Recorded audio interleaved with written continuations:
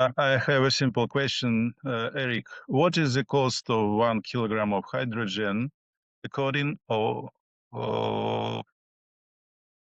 according to your estimates? What's the cost? The cost of the hydrogen depends completely on the cost of the aluminum.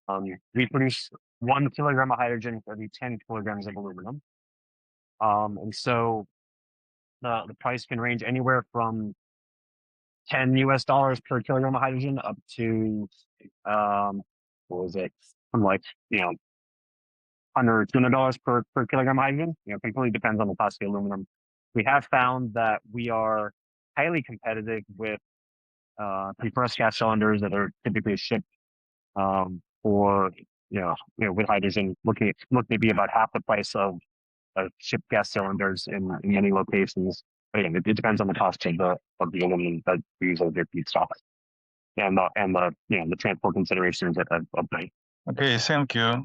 Thank you. And I think Yeah, that that's addresses Albert's question as well. He asked how much aluminum per gram of hydrogen. The ratio is 10 to 1. So for every 10 grams of aluminum, you get 1 gram of hydrogen. perfect. And that's kind of where my mind was going when I was asking you if you had looked at the graveyards. Have you all recycled aluminum? I'm just wondering if there's an opportunity, if it would make it a little bit more sustainable, affordable, um, looking at recycling used aluminum, or like what's your source, if you can say, like what works best? I know you said all kinds, but what have you done so far? Like where have you gotten that aluminum?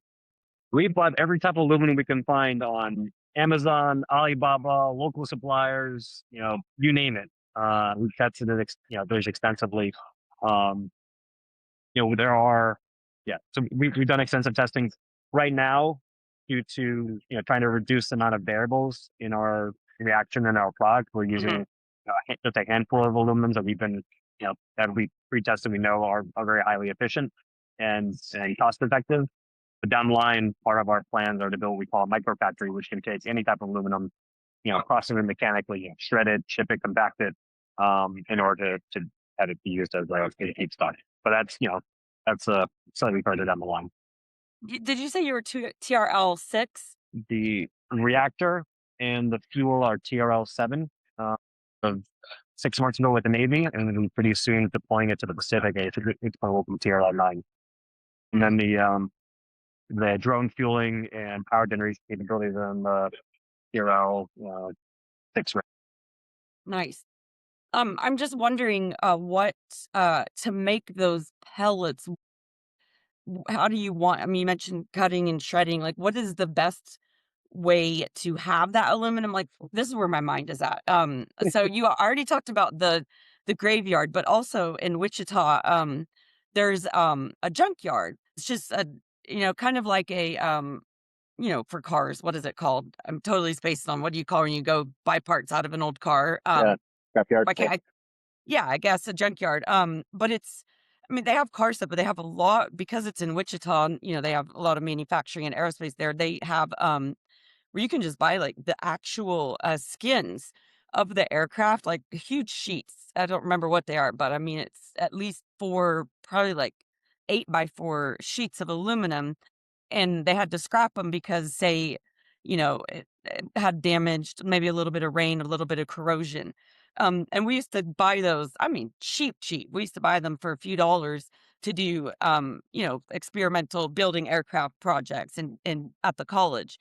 And I'm wondering if you could take one of those sheets of aluminum, so like a skin, and use it. And what would you need to do to it? What's the size of the aluminum? Like, what form is the aluminum when you put it into the pellet maker? That was a lot, but Yeah, so it typically depends on the form factor of the raw feedstock. It kind of determines what sort of processing equipment you would use, right? If you have wire, you can just use a chipper. If you have soda cans, you would want to have a shredder and then a compactor. Same thing with foil. With sheets, you'd probably want to nibble or chip them as well.